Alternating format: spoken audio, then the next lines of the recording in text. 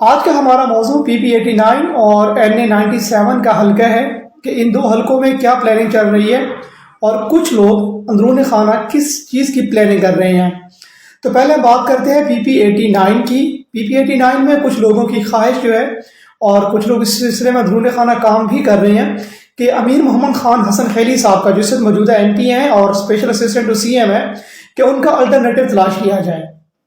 اور کچھ لوگ اس پر بات بھی کر رہے ہیں کہ کیا یہ صرف ان کا ہی حق ہے کہ ہر دفعہ MPA کے امیدوار اور MP وہی ہوں، اور تین گروپ نوانی،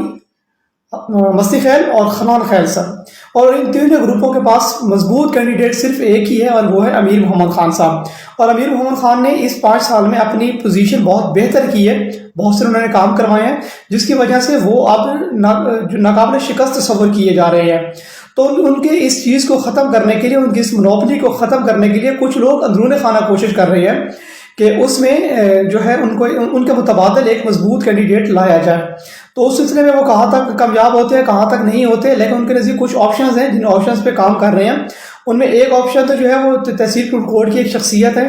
جس پہ کام ہو رہا ہے، لیکن اس شخصیت میں میرا نہیں خیال کہ اتنا دم ہے کہ وہ مقابلہ کر سکے۔ اور دوسرا جو ہے وہ حمزہ شہباز شریف صاحب کا ہے کہ وہ اس کو لانے کی کوشش کر رہے ہیں تاکہ ان کا الٹرنیٹو لیا جائے اور ان کو شکست دی جائے۔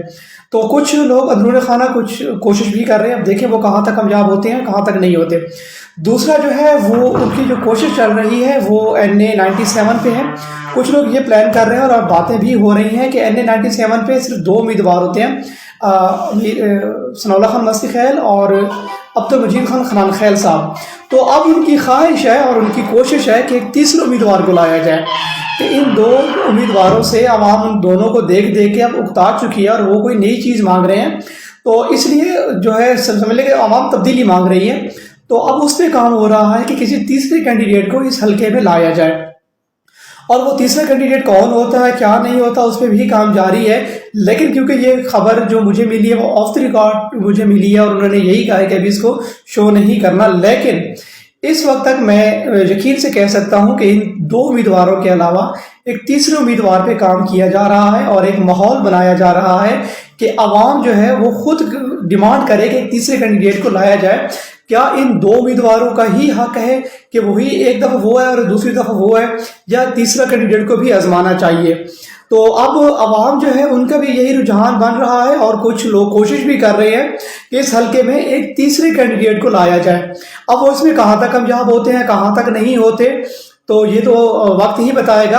اور لیکن ان کی کوشش ہے۔ اور ان میں سے کچھ لوگ یہ بھی کہہ رہے ہیں کہ ضروری نہیں کہ ہم تیسرا امیدوار اس لیے لائیں کہ وہ جیتے گا، یہ بھی تو ہو سکتا ہے کہ وہ تیسرا امیدوار اس لیے لائیں کہ وہ ایک ماحول بنا دے، اس سے اگلی دفعہ وہ جیت بھی جائے۔ تو یعنی کہ وہ جیتنے کے لیے تیسرا امیدوار نہیں لائیں گے کہ وہ جیتے ہی جیتے ہر حال میں، لیکن تیسرے کینڈیڈیٹ کو ضرور لانے کی کوشش میں ہے کہ جو ان کے مقابلے کا ہو اور ان دونوں کو ٹف ٹائم دے سکے۔ تو آپ دیکھتے ہیں اس پہ وہ کہاں تک کامیاب ہوتے ہیں کہاں تک نہیں ہوتے۔ اس وقت یہ دو ڈیولپمنٹس جو ہیں وہ جو سامنے آ رہی ہیں وہ یہ ہیں، اور اس پہ اندرون خانہ کام بھی ہو رہا ہے، اور اب وہ ساتھ میں اس میں کس حد تک کامیاب ہوتے ہیں یہ تو وقت ہی بتائے گا۔